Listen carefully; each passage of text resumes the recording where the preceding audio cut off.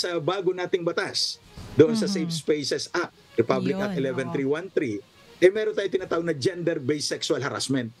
So kahit sino ang nangaharas kanino, ay Kahit pwedeng kaklase din. maireklamo. Oo, kahit kaklase Yes, mo. oo. O kahit hindi Kasi hindi na teachers to tinanggal yung students, moral student to authority as requirement. Oo, ayun. Kaya, So sige din.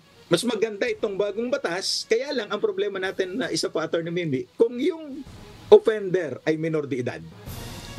May isa pang batas na i-consider. Yung offender din ha, yung juvenile offender. justice. Oo, Yung yung offender. Yung may kasalanan.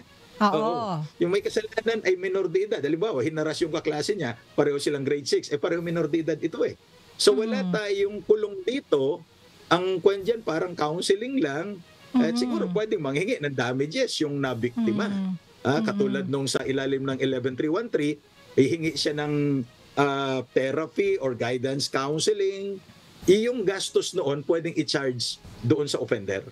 Oo, kasi below the age of minimum age of criminal responsibility din, oo. So, Yun. absolved from criminal liability. Nako. Pero, alam mo din, syempre, yung usapin na yan, yung intricacies niyan, talagang mainit din pong pinag-uusapan sa Kongreso kasi nga po medyo nuanced din in a way din, no? Kasi parang sinasabi nga nila, maraming kabataan yan, talagang mulat na ang kanilang kaisipan. But nevertheless, ang existing laws natin, matindi po ang pagpapahalaga at pagpoprotekta sa ating mga minor de edad.